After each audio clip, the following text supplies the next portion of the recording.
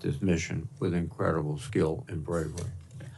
It is imperative that we prevent Iran from acquiring a nuclear weapon. However, I am concerned about the consequences of this attack. Iran has already retaliated by launching ballistic missiles at our bases in Qatar and Iraq, threatening tens of thousands of American troops. Fortunately, these strikes were intercepted, but we must recognize the grave risk of igniting a broader regional war. And our forces in the region must continue to brace for additional attacks, and indeed, we've seen additional attacks between Israel and Iran. I urge the Trump administration to pursue diplomacy and international engagement to prevent further violence. Admiral Cooper, I trust that you understand the challenging situation within which you have been nominated to lead CENTCOM. In this regard, your distinguished record of service is encouraging. Your career as a surface warfare officer with extensive command experience in the Middle East, including your current position as Deputy CENTCOM Commander and previous command of U.S. Fifth Fleet, should serve you well. If confirmed as CENTCOM Commander, you will need to not only address the Iran crisis, but also continue to navigate the difficult environment surrounding Israel's war against Hamas in Gaza, the ever-present Houthi threat in Yemen, and the potential resurgence of ISIS in Syria and Iraq, all while the administration has announced significant force reduction in these areas. I'd like to know how you would address each of these threats and how U.S. military operations can align with Iranian nuclear negotiations, and any plans you have to help build the capacity of our regional partners, such as the Lebanese armed forces. Even as we navigate these conflicts in the Middle East, the security environment in Europe remains fraught. At this moment, NATO leaders are gathering in Brussels to address a number of urgent issues, including the war in Ukraine and Russia's increasingly aggressive posture towards the West. And I'm hopeful President Trump will take this opportunity to clearly express America's solidarity with our NATO allies. General Grynkewich, you have been nominated to command European Command, or EUCOM. For the past 3 years, EUCOM has served as the backbone of the international effort to support Ukraine, enabling the Ukrainians to succeed on the battlefield while sending an unmistakable message to America's adversaries around the globe. However, in recent months, the position in the United States seems to have reversed, with the Trump administration challenging our allies while attempting to negotiate directly with Vladimir Putin. I would point out that Putin has suffered immense cost in Ukraine and has turned to Iran and North Korea to help sustain his war. In contrast, the Ukrainian military continues to fight bravely and demonstrates stunning battlefield innovations, such as its recent drone attacks deep within Russian territory. I would argue that there is never a time to appease Putin, but it certainly is not now. I'm also concerned by the administration's plan to slash funding and reduce U.S. force presence in EUCOM and their failure to request new funding for assistance to Ukraine. These decisions send an encouraging message to Russia. Indeed, I think it's imperative that we provide a significant supplemental emergency appropriations to Ukraine to continue the fight and send a very strong signal to Putin that we're not giving up. General Grynkewich, I would appreciate your assessment of the war in Ukraine and your views on future U.S. military activities and investments needed in the EUCOM area of responsibility to uphold our steadfast commitment to collective defense and American security. Gentlemen, if confirmed, you will lead America's forward deployed forces at a momentous time. I'm grateful for your willingness to step forward and meet this challenge. Thank you, and I look forward to your testimony. Thank you, Mr. Chairman. Thank you very much, Senator Reid. Now we will take opening statements, no longer than 5 minutes, if you don't mind, gentlemen. We'll begin with you, Admiral Cooper. Your opening statement, sir. Well, good morning, Chairman Wicker, Ranking Member Reid, and distinguished members of this committee. As the proud son of a career Army officer and Vietnam veteran and the grandson of a World War II veteran of the Pacific, I'm honored and I'm humbled by the opportunity to appear before you today. I would first like to thank the President of the United States, the Secretary of Defense, and the Chairman of the Joint Chiefs of Staff for their faith, trust, and confidence in nominating me to serve as the next Commander of U.S. Central Command. I'm also honored to join today with Lieutenant General Alexus Grynkewich. We all know him by his call sign of Grinch. Having served alongside of him for the last 4 years in very challenging times, he is the very best our nation has to offer. It's a wonderful privilege to be a beam of him today. I'm joined today by my wife, Susan, my high school sweetheart from Montgomery, Alabama, and the anchor of our family. She was there when my parents signed a waiver so that I could attend the Naval Academy at the age of 17. As I prepare to mark 4 decades wearing the cloth of the nation next week, I know that none of it would have been possible without Susan's boundless love, not only for our family, but to thousands of military spouses around the world. She truly has been my greatest source of strength throughout this amazing journey. Also with us today are our daughter Katie, a cardiovascular ICU nurse in Jacksonville, Florida, and Andrew, a fellow nurse and Marine veteran of Iraq and Afghanistan. Our son Bradford, a professional welder, is working on a U.S. Navy guided missile destroyer today in Mayport, Florida, playing his role in keeping our Navy fit to fight. He and his wife Shelby are unable to be here today as they prepare for the imminent arrival of grandchild number 3, a future member of the U.S. Naval Academy class of 2047. Sorry, Senator Reid. Our grandchildren, Avery and Charlie, also couldn't be here today, but they remain 2 of our life's absolute greatest joys. I'm also grateful for the support of my brothers and sisters-in-law who are here today. As a career Navy surface warfare officer, I have spent my adult life on Navy ships, deploying all around the world, including a tour on the ground in Afghanistan, and with family moves to Germany, Korea, Japan, and most recently, Bahrain. Supporting the Coopers has truly been a team sport, and I'm deeply thankful for their love these many years. My greatest inspiration for continued service has come from those I've had the privilege to lead and serve alongside in the Joint Force. U.S. forces in the Middle East are laser focused today on warfighting, lethality, and their readiness, and they are performing superbly. I honor them and their families for the sacrifices they continue to make for the nation.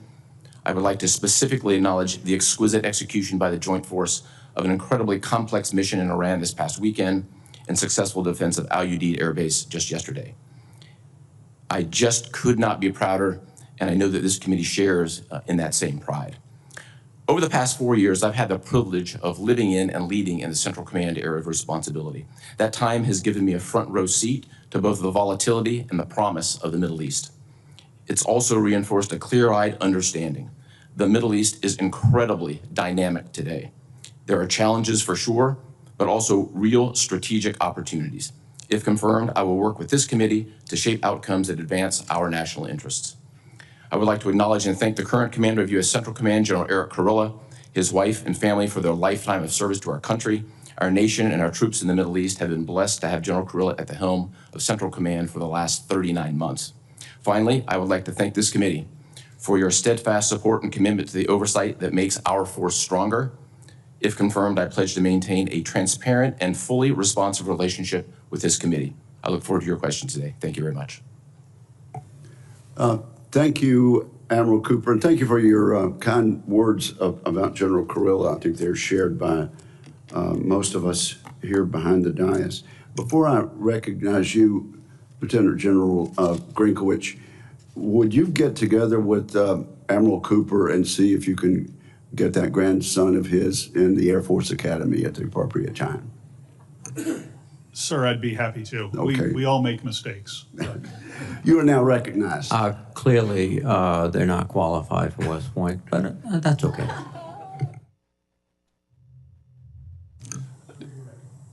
Chairman Wicker, Ranking Member Reed, and distinguished members of the committee, thank you for the opportunity to testify before you today. I would also like to thank President Trump, Secretary Hegseth, and General Kane for their trust and confidence in me and for the opportunity, if confirmed, to continue serving and leading those who raised their right hand and swore an oath of service to our nation. Today, I'm honored to testify alongside Vice Admiral Brad Cooper, the nominee for United States Central Command. Brad and I fought alongside each other in our previous jobs as the Maritime and Air Component Commanders in U.S. CENTCOM, and having seen Brad in action, I know of no other leader more focused on leadership, warfighting, and excellence. Up front, I would like to thank my family for their support and sacrifice throughout my career. A former Air Force Chief of Staff used to remind us that our families are the best possible deal the military could ever get. Our spouses toil to take care of the troops and families we lead, and our children learn to make friends and grow roots quickly as we move from assignment to assignment. My wife Shannon is here with me today. We've been married for 27 years, and over that time, she's been a tireless supporter not just of me, but of all military families. Our son Justin, a rising junior, currently overseas for a summer program, endured, or he would say experienced, 10 moves by the time he was 17. He attended 3 high schools. I asked him if he wanted to stay in place with his mom for his senior year of school when I received an assignment as he completed the 11th grade. With a year-long deployment for me during his freshman year still fresh on his mind, he said, "No way. I don't want to be the reason the family's apart." We're super proud of Justin and can't wait to see him this summer. Representing the much broader swath of family and friends who've supported us over the years, we're also joined today by Shannon's sister, Sarah, whose kids, despite my previous nomination and confirmation by this body, still insist on referring to me as Uncle Two-Star. I was inspired to serve by 2 men, my grandfather who served in World War II and Korea, and my Uncle Nick, who flew F-4s in the Air Force during Vietnam and who's watching today. My mother, who is also watching these proceedings from down in Georgia, recognized the influence these men had on me and my desire to serve. As a single mom, she worked 2 to 3 jobs in order to have enough money to send me to Georgia Military College Prep School. There I was mentored by Lieutenant Colonel Kurt Landers, a retired Army helicopter pilot, who told me that flying was great, but if I wanted to do it, I ought to consider the Air Force. And the rest is history. Since I first marched up the ramp at the U.S. Air Force Academy on day 1 of basic cadet training in June of 1989, countless others have shaped and molded me as an airman, a fighter pilot, and as a leader. No one gets to this point in a military career without a legion of friends, mentors, and supporters. And for all of those who've helped make me who I am today, I'm filled with gratitude. In my current role on the Joint Staff, I'd had the privilege of seeing the broad swath of global challenges facing America today. Our adversaries are converging, and the risks of conflict with one or more of them grows each and every day. Accordingly, it is more essential than ever for us to focus on warfighting readiness and lethality at all echelons. If confirmed, I look forward to working with this committee and the Congress on these and other issues of critical importance to U.S. forces in Europe and to the alliance. And while the Indo-Pacific has risen in importance over the previous 2 decades, European and American security remain as intertwined as our history, our cultures, and our economies. As such, a strong NATO capable of defending Europe remains essential to American interests, and if confirmed, it will be the honor of my lifetime to lead not only U.S. forces in the European region, but the men and women from across the alliance within Allied Command operations. Finally, I'd like to offer a brief word of thanks to the current commander of U.S. EUCOM and SACEUR, General Chris Cavoli, and his wife, Christina. They have led our forces and those of the alliance during a highly consequential time, and I know the nation joins Shannon and I in wishing them all the best as they head into their next chapter after an incredible 38 years of service to the Army, the Joint Force, and the alliance. Thank you again for the opportunity to be here today, and I look forward to your questions. Thank you, General, and thank you both, gentlemen. In order to exercise its legislative and oversight responsibilities, it is important that this committee and other appropriate committees of the Congress be able to receive testimony briefings and other communications and information. So I ask standard questions that we ask of every nominee, and you can just simply say yes or no aloud together, simultaneously. Have you adhered to applicable laws and regulations governing conflicts of interest? Yes. Yes. Do you agree when asked to give your personal views, even if those views differ from the administration in power? Yes. Yes.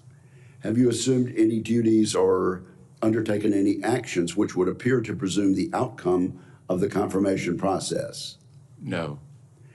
Will you ensure your staff complies with deadlines established for requested communications, including questions for the record in hearings? Yes. Will you cooperate in providing witnesses and briefers in response to congressional requests? Yes. Yes. Will those witnesses be protected from reprisal for their testimony or briefings? Yes. Do you agree, if confirmed, to appear and testify upon request before this committee? Yes. Do you agree to provide documents, including copies of electronic forms of communication, in a timely manner when requested by a duly constituted committee, or to consult with the committee regarding the basis for any good faith delay or denial in providing such documents? Yes. Yes. That concludes the standard questions, and now we'll begin a round of questions. Each senator will be allotted 5 minutes. Let me ask a question that I've asked to all the nominees this year, and also to the Secretary of Defense just recently at his latest hearing before this committee. And that regards reconciliation, the $150 billion that we anticipate will be put in the reconciliation bill for defense.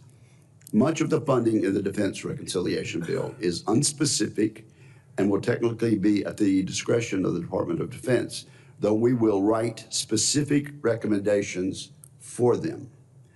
A quick yes or no from each of you. Admiral Cooper, first, do you commit to follow the Congress's spending recommendations in defense reconciliation unequivocally? Yes. And Lieutenant General Grynkewich? I do, sir. Thank you very much. Now let's move on then to CENTCOM. And so, Admiral Cooper, you've spent a number of years serving senior military positions in the Middle East. It's fair to say you understand the Iranian threat better than most. How would you characterize Iran's ability to threaten the United States, Israel, and our partners in the region today after what has happened during the last weekend? How does the threat compare to just a few years ago before Hamas attacked Israel in October of 2023? And so you'll be talking about the Iranian threat as well as their terrorist proxies. Senator, thank you very much for the question. I think we would all agree that Iran is the #1 source of instability in the region, the #1 source of and sponsor of terror throughout the world. At the strategic level, I think they've been weakened since the events of 7 October. At the tactical level, I think they've been degraded. I think the degree to which that degradation has taken place, particularly in the last 12 days, is best discussed in a classified form. I think we'll be able to more ably articulate the specifics of what that looks like as a result of the last 12 days in conflict with Israel. Okay, and I do understand that, and I mentioned that in my opening statement. But would you agree with me that the remarkable effectiveness of Israel's military campaign against Iran and against its terrorist proxies has directly affected, in a positive way, American national security? I would, sir. How so? So I think if you zoom out and take a look at where the threats have been, and you look at decades of Iranian sponsorship of terrorism, you see the blood that's on the hands of the Iranians, from Hezbollah to Iranian-backed militia, with hundreds of attacks against American service members. They have and they continue to be threats to the United States forces in the region. These terrorist groups could not possibly have engaged in their reign of terror without the assistance and backing of the Iranian regime, could they? They could not. Thank you very much. Now, let me say, Lieutenant General Grynkewich, that as I ask my question, let me agree with our distinguished ranking member that there's no time to try to appease Putin, but if ever there were, it surely would not be now. And that this is no time, in my judgment, for us to let up in support of those who would resist his illegal invasion of neighbors. General Grynkewich, General Cavoli has testified that ground combat forces are essential in deterring Russian aggression in Europe. Can you describe the value of maintaining a strong force posture in Europe? And specifically, EUCOM has 5 brigade combat teams addressed to it, 3 of which are rotational. What impact would a return of these rotational brigades to the United States, continental United States, have on our defense and deterrence goals in Europe, sir? Chairman, I do agree that land combat power is very critical in the European theater. It is a large landmass, and the plains of Europe have long required that ground combat power to be present. I also think in the broader context of European force posture, if we look at the situation today, many of our forces that were forward postured in Europe were in a perfect position to swing into action to support General Kurilla during the crisis in the Middle East. So it is a good pivot point from which you can move forces to any region of the world for combat operations. With respect to any potential reduction in force posture, I don't want to get ahead of any posture reviews that the department is undertaking right now, but I do commit to providing a detailed assessment and my military advice up to the Secretary of Defense as they go through that posture review and understanding the importance that ground combat power has. Fair enough. We're going to stick to the 5 minutes, so I will yield back and recognize my friend Senator Reid. Thank you very much, Mr. Chairman. First, let me begin by saluting General Kurilla and General Cavoli, outstanding soldiers who've left a distinguished legacy. Admiral Cooper, we have something sort of in common. My father served in the United States Navy in World War II and inspired me to go to West Point, and your father served in the United States Army in World War II and inspired you to go to the Navy. So we have something in common. Yes, sir. One of the critical issues at the moment is the possibility of Iranian and Russian collaboration, which touches both CENTCOM and EUCOM. The foreign minister was just in Moscow, I believe, yesterday. The Iranians have provided significant support to their fight against Ukraine, and I'm sure at this point they're demanding reciprocal support. Both General Grynkewich and Admiral Cooper, from a military perspective, what happens if the Iranians and the Russians begin to collaborate more closely in supplying the Iranians with equipment or with technicians or with a whole range of things? Admiral Cooper, please. Senator, thank you for that. First, I think I'd note the Iranian and Russian collaboration. I'd also add into that mix the collaboration with North Korea and China. I think at the strategic level, that emerging axis is troubling and one that we'll have to keep our eye on, and if confirmed, I will absolutely do that. We've certainly seen the tactical implications of support from Iran to Russia. We've seen tactical implications of Chinese companies providing sensors and weapons and components to Iran, who ship them to the Houthis, who shoot them at Americans. I think we need to call those types of things out more, but clearly that emerging foursome, that axis is one that we need to pay attention to. Thank you. And General Grynkewich. Yeah, sir, I agree with my good friend Admiral Cooper on this. From a European perspective, the Iranian supplying of drones to the Russians and their extensive use in Ukraine has contributed to countless numbers of casualties. And so that is one thing that I do agree we need to keep a close eye on. But no doubt in my mind, we've seen the use of North Korean troops in the Russian fight in Ukraine.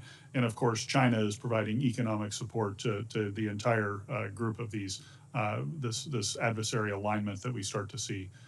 So in a future context, as we start to think about potential conflicts against great powers, we do need to worry about the potential for simultaneity of those conflicts and think about how we posture ourselves and our allies to help deal with that. And that's one reason I think the increased spending that we're seeing from our NATO partners is going to be absolutely essential to success of the alliance moving forward.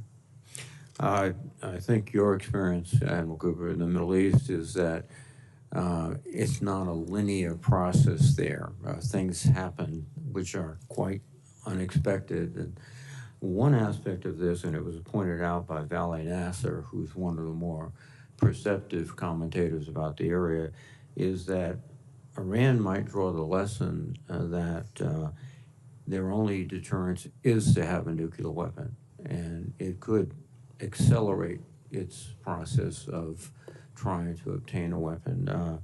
What's your assessment of the possibility of that?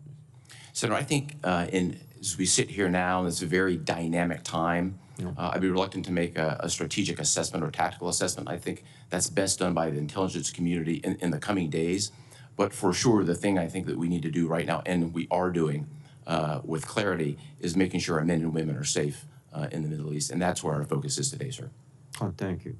A final question for Admiral Cooper.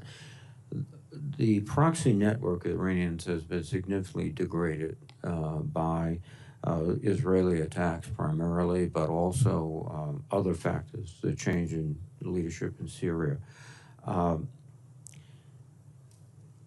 How are we going to continue that denigration of the proxies? That's one aspect of it. Second, do you sense, and this might be reserved for the closed session, that those proxies will eventually come back to the Iranians and stop being active?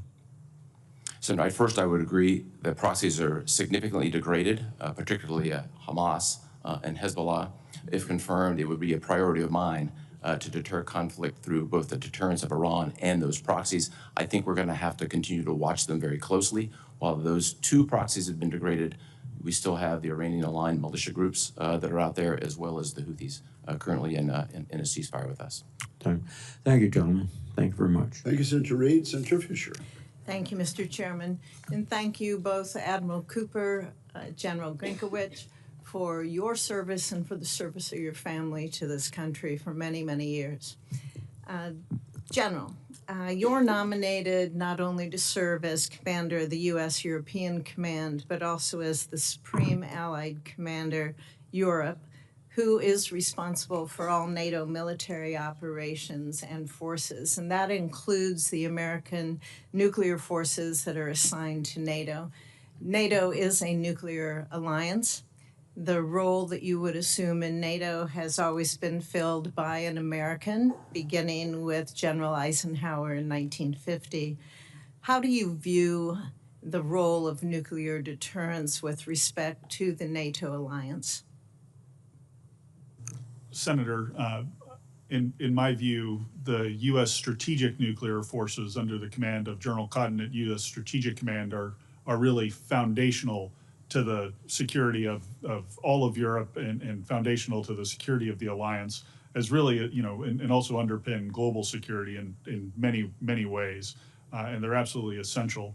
I also would note the forward positioning of certain nuclear capabilities on the continent, and those provide a very important backstop against any potential threat coming from the east. You earlier were asked about the increased, the higher role of spending from our NATO partners to 5% of GDP. I'm curious how you would work to coordinate among the NATO members to ensure that their investments would be complementary to each other and to the alliance as a whole. Senator, if confirmed, I think that would be one of my major responsibilities, is to ensure that any increased spending was done in a way that benefited the alliance and ensured the achievement of capability targets that the alliance has agreed to. I'd also note the work that has been done on the NATO plans and that there are specific requirements and capabilities that are essential to the effective execution of those plans. And so, certain countries have strengths in particular areas. Some countries are very strong in the land domain. Others have a stronger position in the maritime domain. And within all of the domains, there's, of course, a variety of capabilities. My goal would be to work very hard with our allies and partners in the region to bring all of that together in a coherent fashion to increase the strength of the alliance. Do you know if discussions are going on right now with that? Ma'am, I'm certain that those have started, absolutely. Thank you. Admiral Cooper, yesterday we had the opportunity to visit a little bit in a classified session together, and we talked about Iran's influence in both Syria and Lebanon and how that's been changed with recent events. And it sounds like there are real opportunities in the future for more stability, for peace within those nations. What do you assess a post-Assad Syria and a post-Hezbollah Lebanon would mean for the region in its entirety? Senator, first, I enjoyed our conversation yesterday. When I think first of Syria, I think that stability in Syria can translate into security in the United States. And here's how those dots connect. ISIS thrives in chaos. If the government of Syria, now 7 months into their existence, can help suppress that ISIS threat, along with the U.S. forces in the region. That stability helps create our own security. I'm optimistic for the future, although they're at the beginnings of this new government. I think we've now seen several steps, including Ambassador Tom Barrack, who's the U.S. ambassador to Turkey, being appointed as the Syria envoy. He's made several trips. Everything we do in Syria will be diplomatically led, and I think we're heading in a good direction in that regard. If you are confirmed, how would you ensure that CENTCOM integrates its actions both with state and treasury to support more stability, growing stability within Syria? Senator, I would anticipate we will be nested very closely, diplomatically led, drafting in behind. As the policies start to sharpen on this, we will be prepared to provide our best military advice on how to support those policies. Thank you, Mr. Chairman. Thank you very much, Senator Fisher. Senator Hirono. Thank you, Mr. Chairman. Welcome to both of you and your families. Thank you very much for your service. To ensure the fitness of nominees for the positions to which they have been nominated, I ask the following two foundational questions of all nominees before any of the committees on which I sit. So I will ask these questions of you, and we'll start with Admiral Cooper and then go on to General Brzezinski. So since you became a legal adult, have you ever made unwanted requests for sexual favors or committed any verbal or physical harassment or assault of a sexual nature? I have not. I have not. Have you ever faced discipline or entered into a settlement related to this kind of conduct? No. No. The Middle East remains a volatile, unstable region, and the situation risks drawing the U.S. and our allies into a protracted war, risking the lives of American service members without a clear plan for what comes next. And Iran should not have a nuclear weapon, which is why I and others supported the 2015 JCPOA, which allowed the IAEC to inspect suspected Iranian nuclear facilities. Only Congress can declare a war, and the vast majority of Americans oppose another endless conflict in the Middle East. And even after a hastily announced ceasefire, the situation remains highly tenuous, while ongoing attacks, conflicting claims, and a rapidly evolving regional crisis continues. So this regime must use all, and I am talking about the Trump regime, must use all diplomatic tools at its disposal to avoid further escalation and instability in the region. Admiral Cooper, I am concerned about additional escalation following the strikes on Iran's nuclear facilities, and despite the president's, as I mentioned, ceasefire announcements, the situation clearly remains volatile, with renewed attacks and conflicting claims. What steps is CENTCOM taking, or should take, to deter further Iranian retaliation, especially as tensions remain high? Senator, first, I would agree the Middle East is a very dynamic region today, and dangers do exist. From a military perspective, our number one priority is the safety of our men and women in uniform, the force protection. We are laser focused on that today, and if confirmed, it would remain my number one priority, taking care of our men and women in uniform. Well, we have some 40,000 troops that are in the area, and so force protection of those troops will be really critical. But do you have any ideas about what Central Command can do to ensure that that region becomes more stable? I think for example, would you really support diplomatic efforts?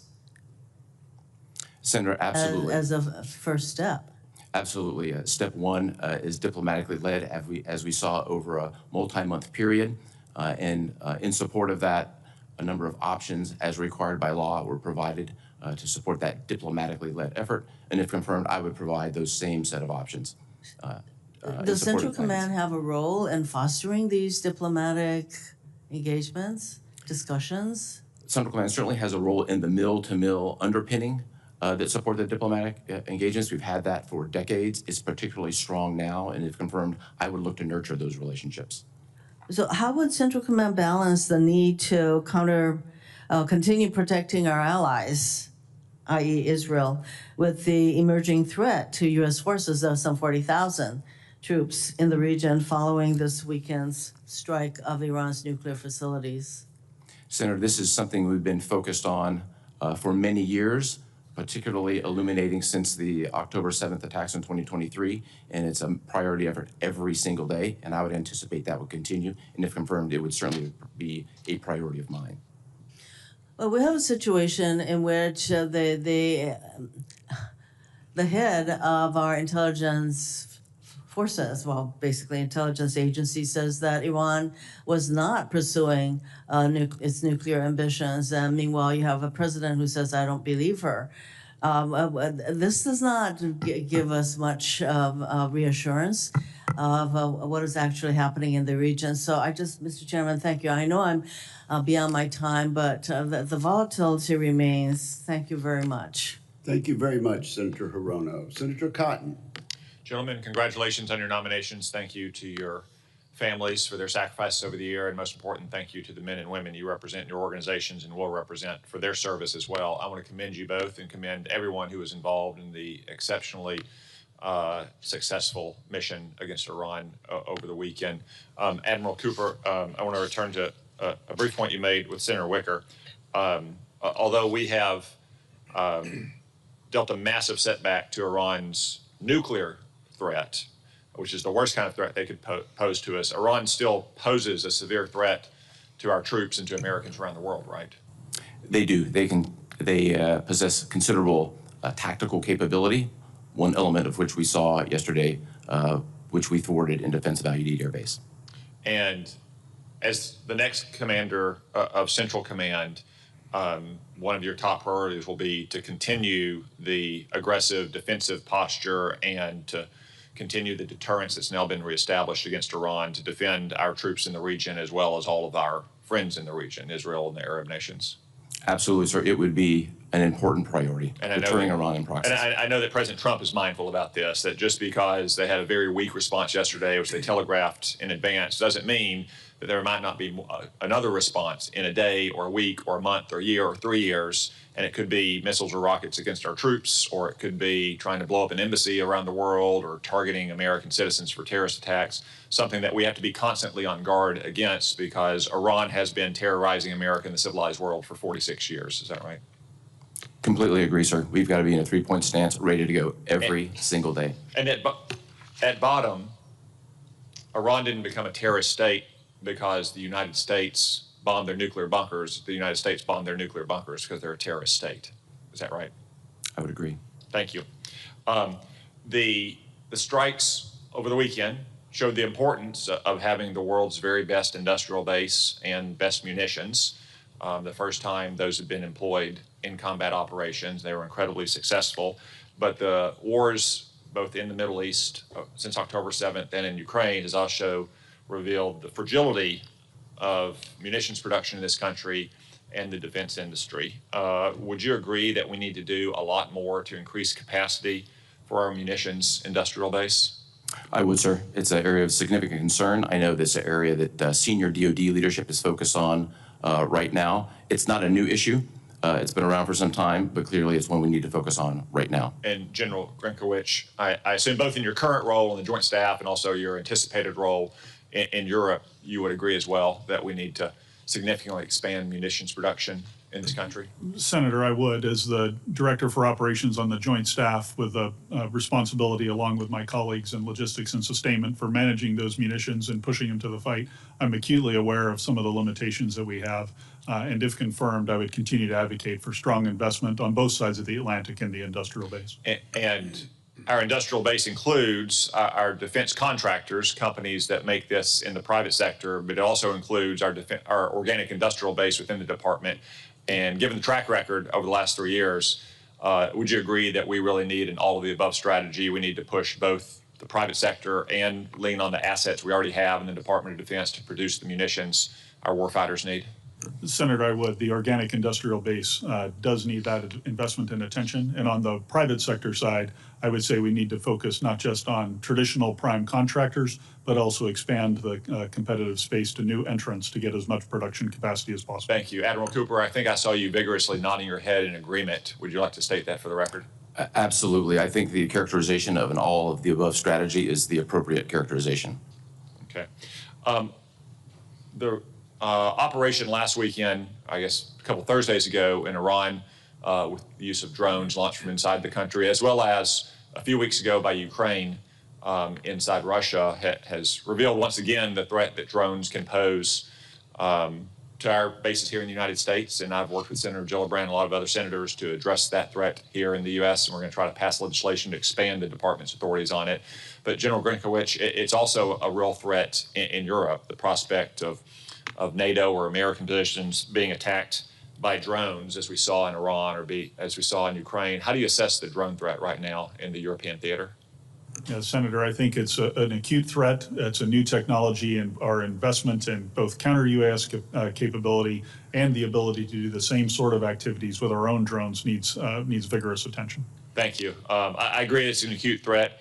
If Israel can do it to Iran, if Ukraine can do it to Russia, we need to assume that the bad guys could do it to us and our troops and our bases as well, whether overseas or even here at home, and we need to counteract it rapidly. Thank you. Thank you, Senator Cotton. Senator King. Thank you, Mr. Chairman. Senator Langford and I, 3 weeks ago, were in your AOR, Admiral, and in Baghdad and Erbil, Beirut, Amman, and Turkey, and Istanbul. And first, I want to say what wonderful people we have working for us. All the people we met, our military people, particularly in Lebanon, State Department, intelligence community. This country is very fortunate to have the quality people that we have in dangerous and difficult circumstances. You're nodding. I presume you agree with that observation. Sir, we have extraordinary men and women serving overseas today and throughout the world. One of the things we learned in all of those countries was that none of those countries want us to leave. There are uncertainties and instabilities. For example, in Iraq, probably the last proxy standing right now of Iran are the Iran-inspired militias in Iraq. They have an election coming up this fall, and that's been one of the significant dangers. What I'm getting at is, it seems to me, given the renewed volatility, this region has been volatile, seems like forever, but the renewed volatility in the last several months is not a good time to be drawing down our forces because they are viewed as stabilizing forces in all of those countries in the Middle East. Do you have thoughts about that?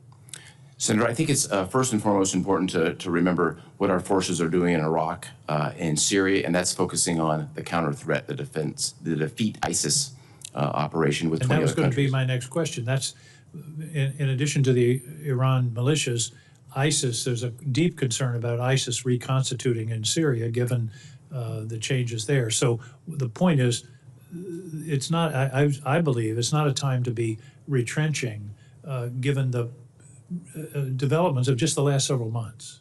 So I completely agree. I think stability is a critical aspect of security in the region, and particularly those countries. Our approach today is to assess and move forward on a conditions-based assessment.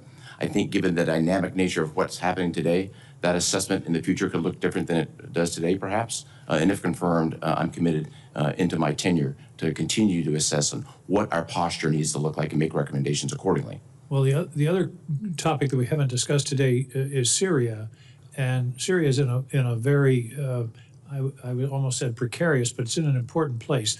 Everyone we talked to said Shura is what we've got, and that there's really no plan B.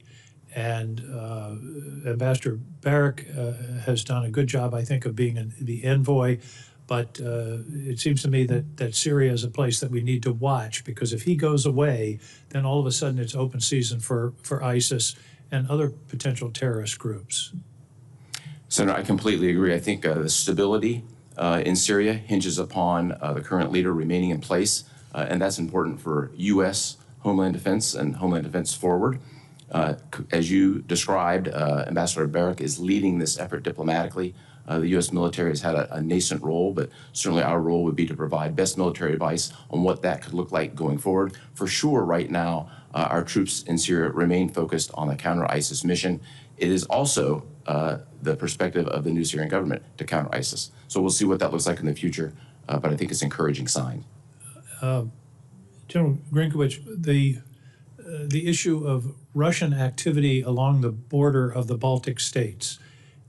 My understanding is that there is some probing and buildup of Russian troops along that border. Is that something that we should be watching carefully? Senator, I think we should, and particularly as the Russian war economy continues, if and when we're able to achieve the objective of a ceasefire in Ukraine, Russia will have a lot more troops that they can put in that region, which will be a force in being that from a military perspective, we'll have to pay a lot of attention to. A friend in Maine and I were discussing this, and he said Russia isn't interested in any other parts of the country. It's just parts of the world. It's just Ukraine. My response was, why did Finland join NATO after 75 years? They know what Russia can and probably would do. Is it important for us strategically to continue the support of the Ukrainians in the kind of way that we have done in the past to maintain our military intelligence support? Senator, I think the Ukrainians have done an incredible job defending. They are forcing the Russians to make only incremental advances at a tremendous cost. And I think we should continue the effort to support them that has allowed them to perform so well. Thank you. Thank you, Mr. Chairman. Senator King, you and Senator Cotton have both made very strong bipartisan points, and I appreciate that line of questioning in particular. Senator Rounds. Thank you, Mr. Chairman. First, to both of you and to your families, thank you all for your service to our country. You both come as very qualified individuals to the new jobs in which you will step into very shortly. I want to take a little bit of time, though, and talk about what I think is one of the most important aspects of this new position that each of you will be in very shortly, and that is the difference between when we ask someone who doesn't wear the uniform of the United States of America, but rather a suit and tie, and when they come before this committee. Some from outside of government who will give us their opinion about issues and policies and positions. But then we have the individuals who come from an administration, and I've been here 10 years now, and I've seen 4 different administrations in which individuals come and they give us their opinion on what happens or a position with regard to policy. We take their statements with a grain of salt, recognizing that they represent an administration's point of view. But when we come to you as members of the armed services from the different branches, and we ask for your professional military opinion, it is perhaps one of the most important things that you can do to provide us directly and without color the black and white of exactly what you think, because that's what we rely on in terms of truth. And I want to go into this a little bit because, just as an example, most recently a number of us have asked specific questions with regard to the spectrum and about the importance of the spectrum and managing it on behalf of the defense of our country by the Department of Defense. And on over 28 different occasions, we have asked specifically members of the United States Armed Services who were wearing the uniform their professional military opinion. And in some cases, I suspect that their honest and straightforward answers have probably gotten them into a little bit of hot water with individuals who simply wear a suit and tie in an administration. But nonetheless, they have adhered to the principle that they're required to give us a straightforward answer. It is the most important thing that you can do in coming before this committee.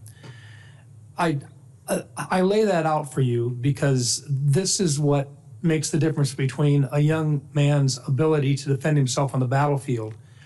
And I'm going to start, General Grynkewich, you've served and you've flown a 4th generation aircraft. You've flown a 5th-generation aircraft.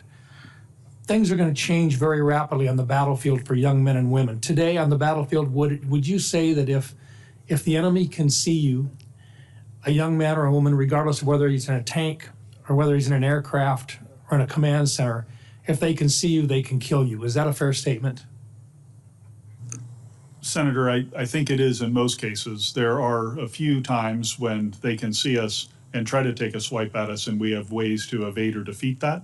But it is the transparency on the modern battlefield is apparent, I think, based on what we've seen, both in Brad's current AOR as the deputy commander and in the Russia-Ukraine fight. Thank you. And Admiral Cooper, same question to you. If they can see you, can they kill you, or at least they're going to do their best to try and kill you? Senator, absolutely. Retaining our advantage, whether it's a stealth advantage or advantage of maneuver or our overmatch, which we have at times in the spectrum, is critical. I'd also add, with respect to the spectrum, I spent my entire adult life at sea on guided missile destroyers and guided missile cruisers. They are national assets. They would be rendered highly ineffective without the type of spectrum management that you've been advocating for.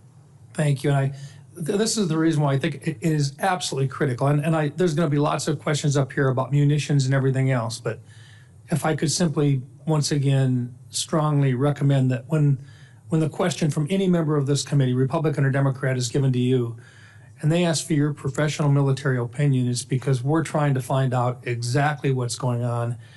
And even if it's uncomfortable, this is where the rubber really meets the road, is when you provide that information to us, we make better decisions. And that's, I think, what this place is all about, is the oversight does not work if we can't count on you for that straightforward, hard-hitting response to our questions. With that, I yield back. Thank you, Mr. Chairman. Amen. Senator Rounds, thank you for that question. Senator King. Thank you, Mr. Chair. Congratulations to the nominees. I'm particularly glad, Admiral Cooper, your role as the lead of the liaison office here in Congress will give you just innate sensitivity to the relationship that the Article I and Article II branches must have on these important issues. So congratulations to both of you. I'll put it on the table. I'm very disturbed with the U.S. getting into an offensive war with Iran. And I'm praying, and I know we all are, that the ceasefire is going to hold. That would be great news for the region, great news for us. I think there are differences of opinion in this body, as there would be in the American public, about the virtues of offensive war between the United States and Iran. And I understand those differences, but I hope my colleagues will agree that something of this magnitude should not be the decision of one person. The framers of the Constitution decided very carefully that the initiation of offensive war is something that should happen after a vote of Congress. And in this instance, there was not only no congressional authorization, there was no congressional consultation, and there wasn't even congressional notification. I've taken the position since I came here under President Obama's second term, President Trump's first term, President Biden's term, President Trump's second term, that I don't want to have the decision about whether we send our sons and daughters to war rest on one person. However much I agree with that person, I don't think it should rest on the shoulders or rest on the say-so or the whims or the daily mood, vibe, or attitude of one person. And particularly when, in this instance, the Israeli foreign minister had said the nuclear program of Iran had been knocked back at least 2 or 3 years, when our own intelligence says they weren't moving to a nuclear weapon. The need to strike without even notifying Congress I find deeply discouraging. There's some things President Trump has done diplomatically recently I very much support, and I hope I might get to those in a minute. But I just hope my colleagues will stand for the proposition, whatever you think about the virtues of a war with Iran, that Congress should be weighing in on this, yes or no. Congress should be consulted. We are the people's elected representatives, and we look our constituents in the eye who've got kids or spouses in the military. And we ought to be having a debate and having a vote, and not just allowing this to be done on autopilot by a single person, whether or not we share the party affiliation or whether we agree with that person. Senator Cotton said something that is very true and that picks up, Admiral Cooper, on something you said. You said that Iran was the chief sponsor of terrorism in the region, and they are, and the chief source of instability in the region, and they are. And Senator Cotton said they have posed risk to Americans for the last 46 years, and they have. Everything that he said was true, and everything that you said was true. But You know, in law, we used to say the truth, the whole truth, and nothing but the truth. Sometimes we omit the whole truth because, and I think if we're going to grapple with hopefully diplomatic resolutions to these issues, we got to be completely truthful. Everything that you said about Iran was accurate. But what nobody seems ever to say in a committee like this is that the United States acted to change the Iranian regime in 1953 by knocking off a democratically chosen prime minister at the behest of the British, whose oil interests were at stake. This is widely acknowledged and admitted. Anybody wants to research Operation Ajax, go take a look at it. Eisenhower project that knocked off the Iranian civilian democratically elected government. After that happened, the U.S. helped install a dictator, the Shah of Iran. We trained the secret police of Iran, and that dictator brutally ruled Iran for about 25 years. And Iran, which had been very pro-American because America fought for Iranian sovereignty at the end of the World War II when the Soviet Union wanted to gobble it up, that 25 years of the U.S. propping up a dictator over Iranians led to deep anti-American hostility. When the Shah was thrown out of office, the U.S. gave the Shah refuge. The Iranians asked for him back to try, and we refused. The Iranians took over the embassy and held American hostage, a violation of international law. In subsequent years, the United States military shot down an Iranian passenger. The USS Vincennes shot down a passenger jet in the 1980s, killed 290 Iranian civilians. That was on us, not on them. The U.S.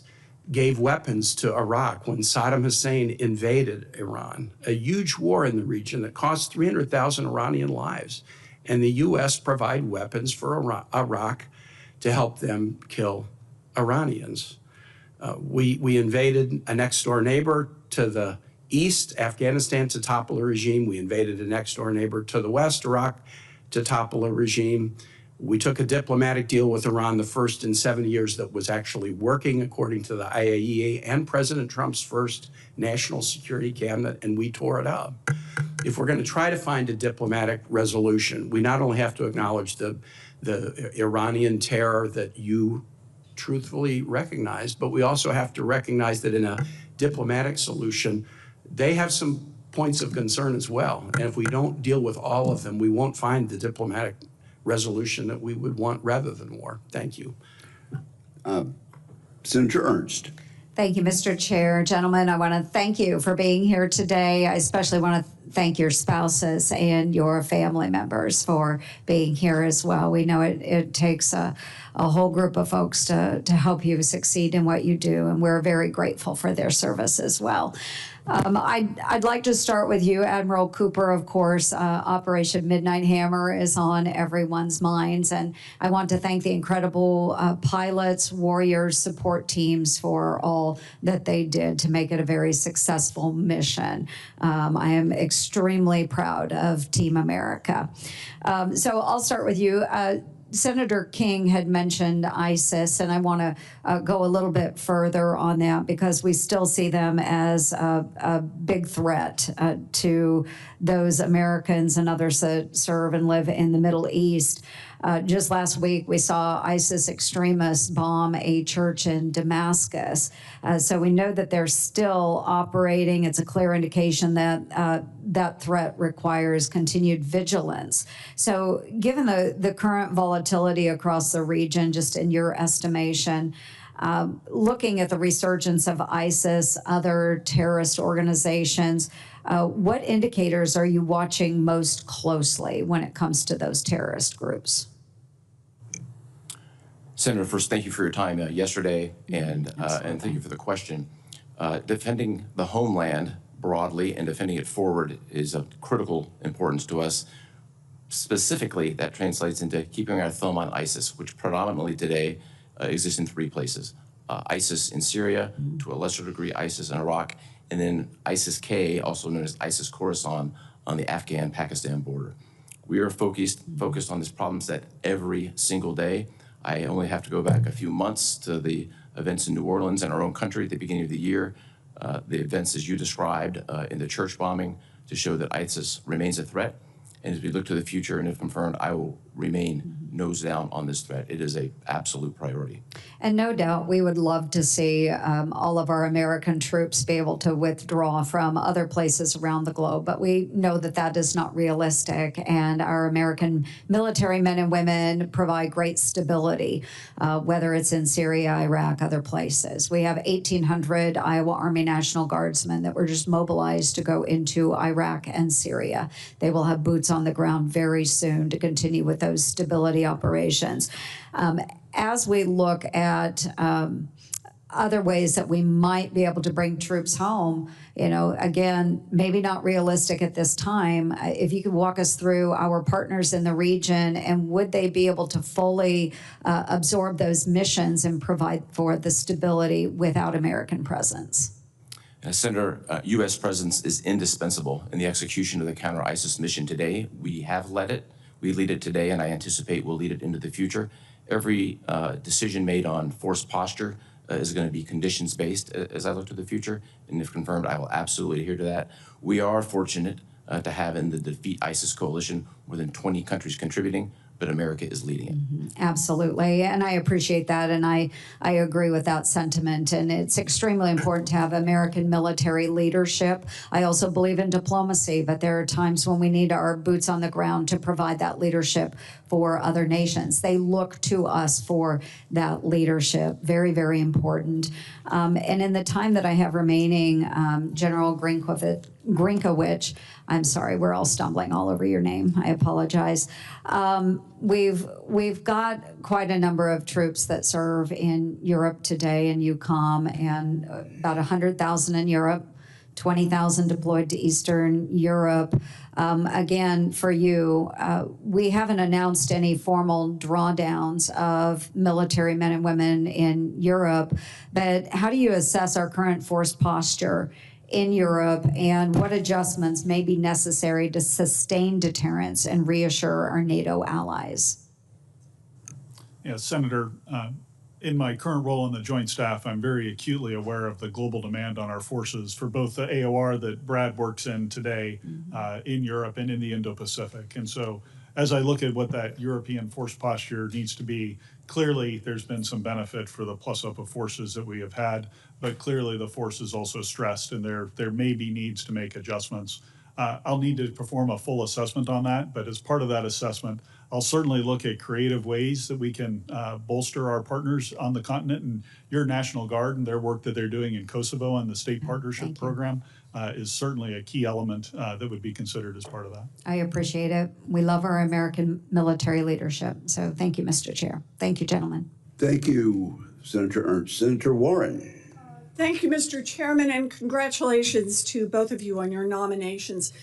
So it seems like Donald Trump is once again playing red light, green light, this time war with Iran. 3 nights ago, he bombed 3 sites and warned of, quote, many targets left to strike, and threatened, quote, tragedy if Iran did not immediately capitulate. Last night, he declared the war is over, but now the ceasefire seems to be changing every few hours, and no one seems to know if it will hold.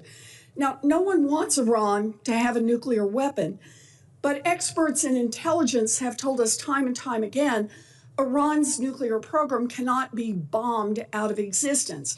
So the question is, what is President Trump's plan? Another endless war in the Middle East? Vice Admiral Cooper, you are currently the Deputy Commander of U.S. Central Command. You are nominated to be commander, but you're already there. You don't decide policy, obviously. You carry out the president's orders. So today, I just want to ask you if you have any clarity from President Trump, the commander-in-chief who chose this war, on what comes next. So, Vice Admiral Cooper, has President Trump communicated to you whether or not he could contemplate American troops fighting in Iran? Senator, as we sit here today, and as has been well described, a very dynamic time, Yes. literally right now as we're sitting here, the military's #1 priority is the safety and security of our men and women in the Middle East. That remains our priority. As I look to the future, with the prospect of confirmation, my obligation, and in fact my duty, would be to provide the Secretary of Defense and the President a range of options to deal with policies that he would lead. And that's So, exactly where I would be. Are you working on plans to deploy troops if the president orders it? Senator, as you well know, we are working on plans every single day. I think this forum isn't the appropriate forum to talk about specific plans on force posture or what we're doing today. Certainly could capture that in a classified environment that I understand is So I'm just trying to get whether or not there are plans. I'm not asking for what the plans are in particular. But I take it from what you're saying, the president has not ruled out American boots on the ground in Iran? Senator, I think from a military perspective, it's critically important today that we provide the maximum latitude and decision space to the Secretary of Defense and the President to decide on key plans and directions, and we'll be standing by to execute those, as is our duty to do. So on Saturday, President Trump and his administration claimed that the goal was to end Iran's nuclear program, not regime change, and declared complete victory with no evidence to support that. And then on Sunday, the president reversed course, posting, quote, that if the current Iranian regime is unable to make Iran great again, why wouldn't there be regime change? And yesterday he congratulated everyone on a ceasefire and said, quote, God bless Iran. Vice Admiral Cooper, has President Trump communicated to you how long he intends this war could go on if the ceasefire breaks? Senator, our role from a military perspective is to remain ready for a wide range of contingencies and protect our people, and that's exactly what we're doing today. So that means you're preparing for a protracted war, is that right? I think it would be inappropriate to comment on any specific action, but we're prepared for a wide range of contingencies, which is what would be expected. Well, I'm just asking about your preparations, sir. I'm not asking what actions you will take. Our service members who volunteer to give so much have a right to know that the President of the United States values their lives and sends them into harm's way only when we clearly have a plan to understand how this protects the United States of America. I'm very concerned about the President's on-again, off-again explanations of why this bombing has taken place and that he's doing it with no constitutional authority. Only Congress can declare war, and the Senate must vote immediately to prevent another endless war. So I want to raise one more question, and that is reports that the Trump administration now wants to dismantle reforms developed under the first Trump administration to prevent civilian harm. Killing civilians is not only wrong, it threatens national security. General Stanley McChrystal called it insurgent math, meaning that for every civilian you kill, you create 10 new enemies. Vice Admiral Cooper, why is it important to U.S. national security to prevent civilian harm? Well, Senator, first, thank you for your advocacy and passion on this issue. I share your same passion. I think it's a national security issue. It risks degrading our credibility and trust and puts troops at risk. And if confirmed, I'll continue to do what I do today, which is take an organization that has moved, I believe, from compliance to having civilian harm risk mitigation as part of our culture. It's important. Thank you. I appreciate that. Thank you, Mr. Senator Chairman. Warren. Senator Scott. Great. Thank you, Chairman. Well, first off, congratulations to both of you. Congratulations to your family. Thank you for your service. Thank you for the sacrifice of your families. So I was at the White House yesterday, and as you expect, President Trump was elated of the success of the bombings in Iran and was very hopeful that there's a ceasefire that's going to hold. I think we all would love to make sure Iran does not have nuclear weapons. So I'm very appreciative that the president was willing to make the decision to do it. Not many people would have made that decision, and it looks like we're going to get a positive outcome. So for both of you, is the world a safer place with President Trump in office and Iranian nuclear facilities taken out? Here you want to start. Senator, no country in the world wants Iran to have a nuclear weapon. It's a safer place the further back that is put. The world is safer with Iran not having a nuclear weapon, Senator. How do you think it changes the dynamics for some people that want to, that have decided to be our enemies, like Russia and Communist China and North Korea? How do you think it changes their thought process, knowing that the United States that we have a president that's willing to defend the freedom of the world, and especially our freedom? Senator, I'll echo some of the comments the ranking member and chair made earlier on the incredible performance of the joint force, projecting American combat power from the continental United States halfway around the globe. I think that sends a message to everyone about the ability of America to reach out and touch any target anytime we want to. Senator, my assessment would be that China and Russia are looking at this from a deterrence angle. We all know deterrence has 4 components: capability, capacity, will, and messaging. This was a strong demonstration of will, and I would anticipate that other countries are watching.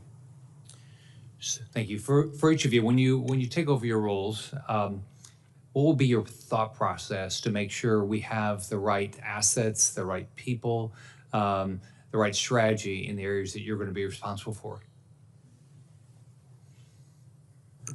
Chairman, I have had the benefit of a global view of problems from my current position on the Joint Staff. And as I dive into issues on the European continent, the types of things that I'll be focused on will include the readiness of our warfighters, and that includes both U.S. warfighters and, if I'm lucky enough to be confirmed, the warfighters across the 32 nations of the alliance.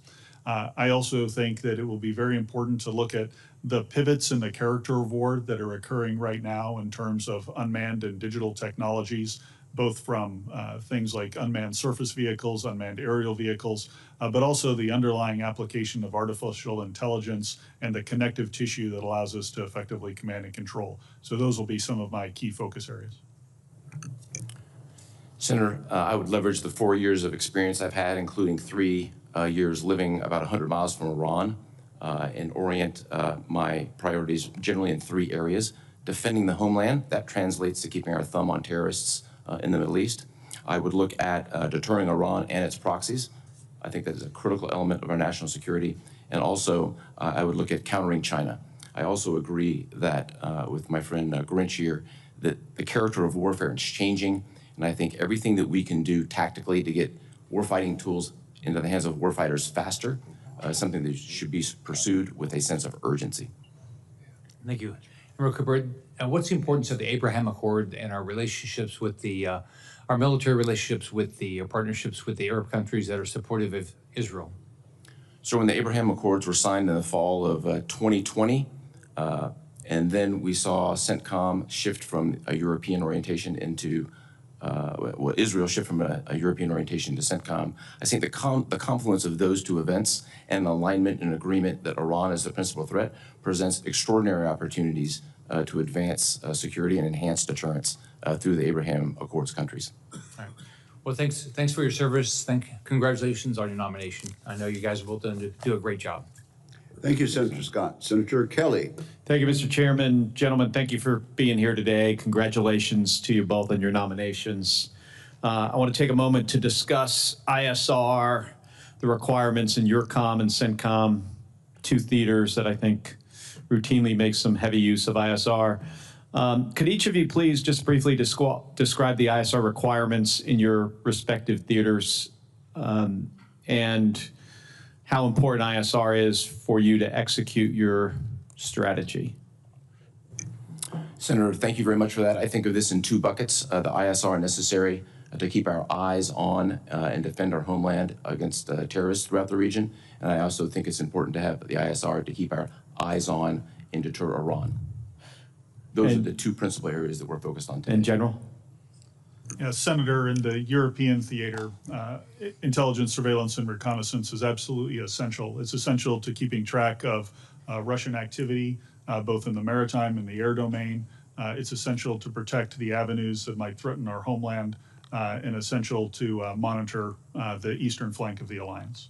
You know, one trend I think it's fair to say is this reliance on space-based platforms instead of aircraft. I think my view is we probably continue to need both. In CENTCOM, Admiral, you have a challenge here, possibly ahead of you, with regards to the Straits of Hormuz and the possibility that the Iranians could use sea mines on the straits deployed by ships. I don't think they can deploy them by aircraft. I might be wrong about that. Could you talk about how the ISR requirement, if you have to deal with a continuing aggressive Iran, but with regards to closing down the straits and what that could mean to operations for the Fifth Fleet and for CENTCOM? Senator, in my own experience from having commanded the Fifth Fleet for nearly 3 years, and as well as the associated Mine Task Force, which is coalition in nature, I think we have sufficient capacity and capability to handle the threat. ISR is a critical enabler to getting to the left of any Iranian actions. It would certainly be important for us to watch what they're doing and attempt to both anticipate and then react faster in the threat. It's a significant threat, it's a known threat, and one that we're watching every And single day. what would the reaction be if they start to deploy sea mines? Do you have the adequate number of minesweepers? Do you try to remove them? How do you protect shipping going through that 30-mile strait? It is a complex problem for sure. Iran has thousands of sea mines. It's a fairly narrow area.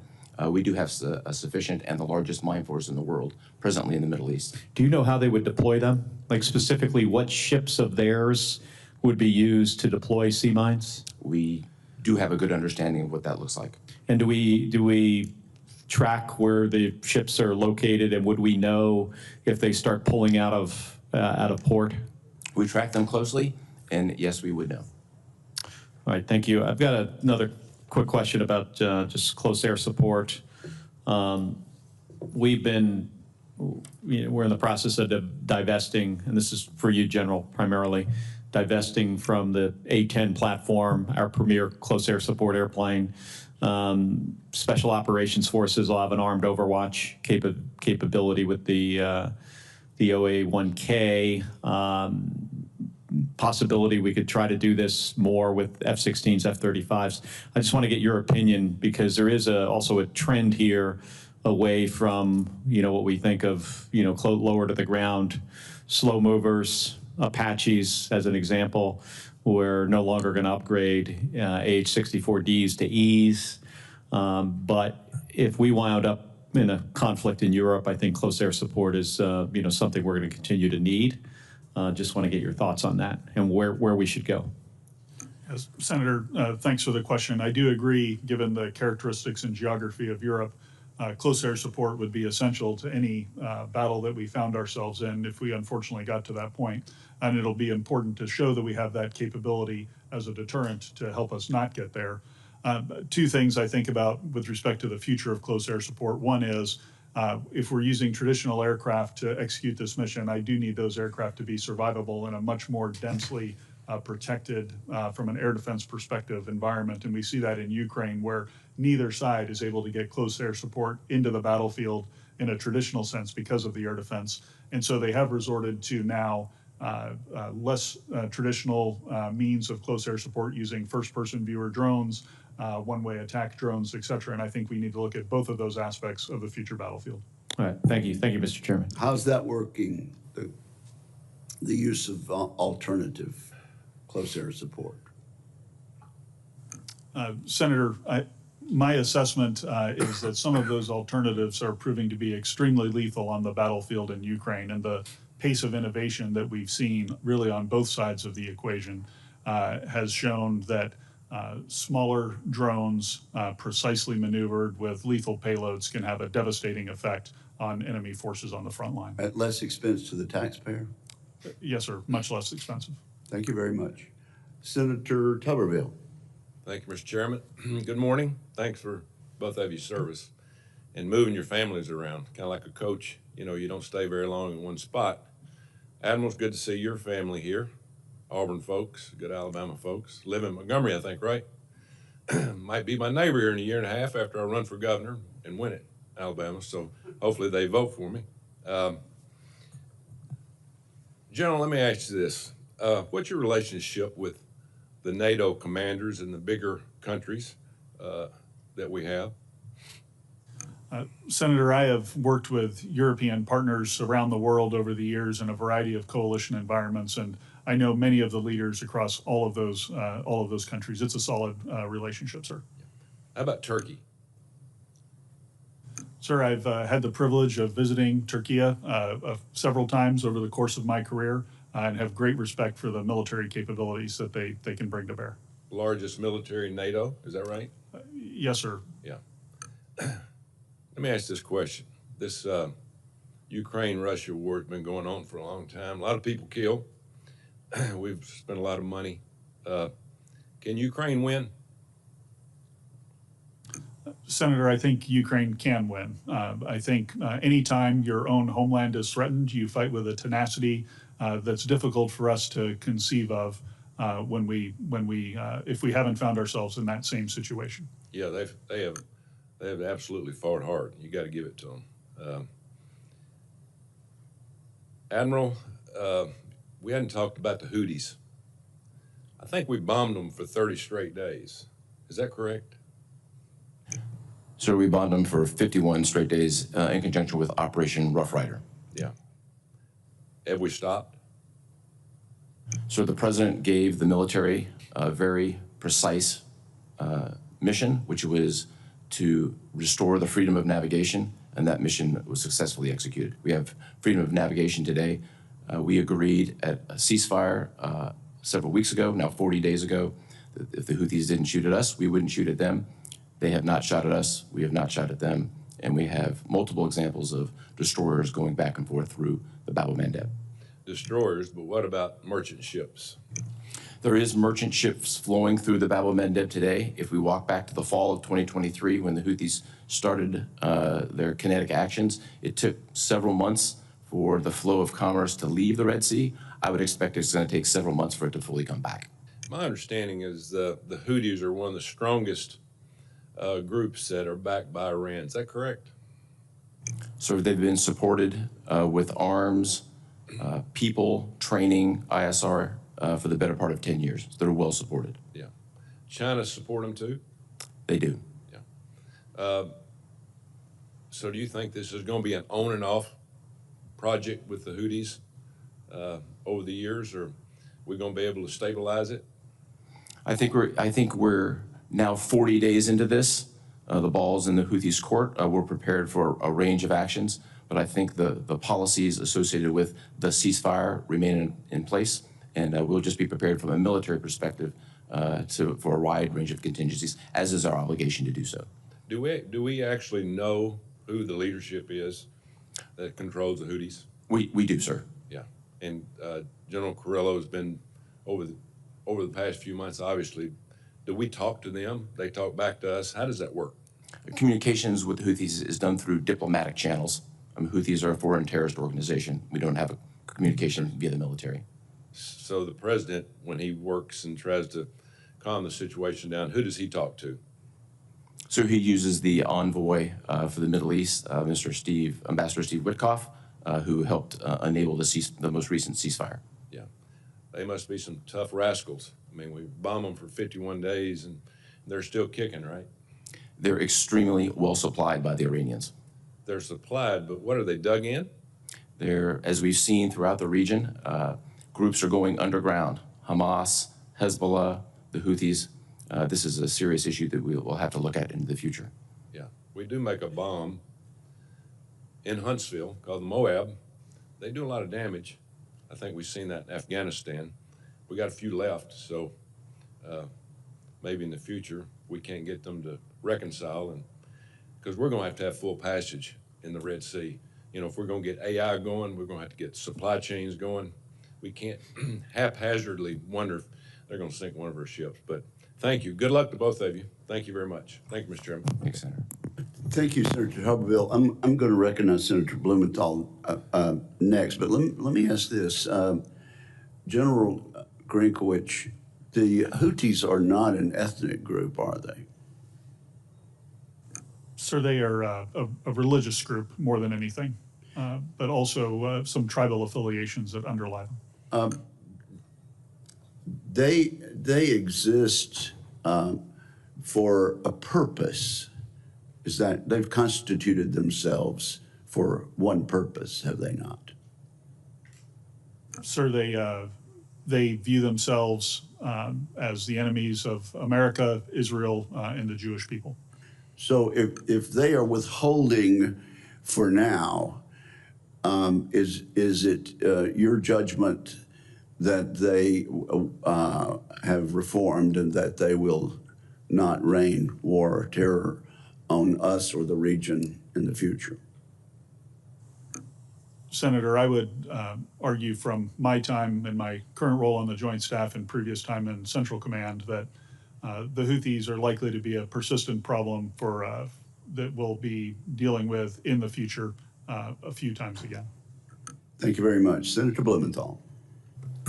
Thanks, Mr. Chairman. Thank you both for your service to your families as well, and thank you for the conversation that you had with me last week. I join you in expressing my gratitude and admiration for the incredible work done by our servicemen and women in the latest strike against Iran, the use of our B-2s and the intelligence that we were able to glean that enabled the strike, even though we don't know fully the extent of its success, I think is deeply impressive. And so I want to join in thanking our own military. But let me ask you, Admiral Cooper, how would you assess the importance of the Israeli military and intelligence contribution to making it possible for us to engage in that military operation?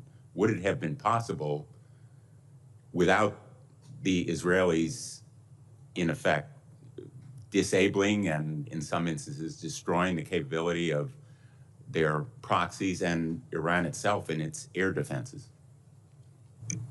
Senator, thank you for that. Without getting into the specifics, which I think are best addressed in a classified environment, I think it is fair to say, and as the Chairman of the Joint Chiefs articulated this past weekend, that there were Israeli actions that we benefited from, but were not directly tied to, associated with this specific operation.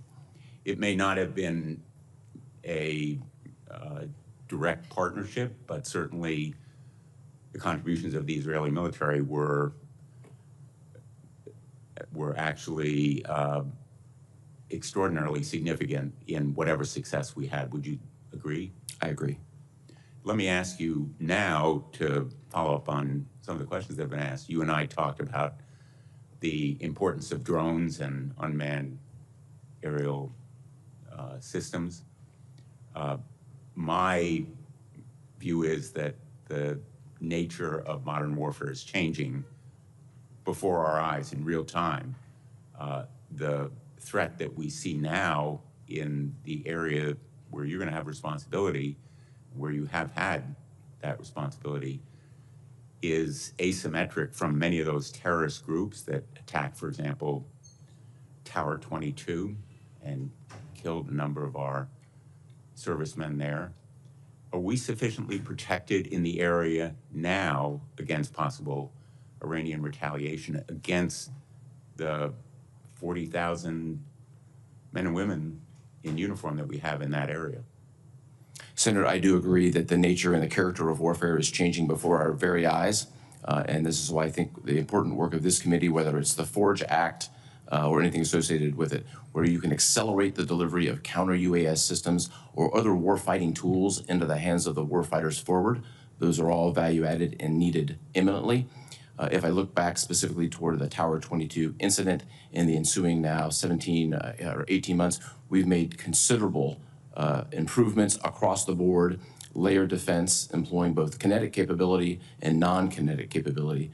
We really are leaps and bounds ahead of where we were before. Having said that, I would never be satisfied that we have the maximum readiness. I'll never be satisfied that we have enough to protect our men and women in uniform. And if confirmed, I would focus on this every single day.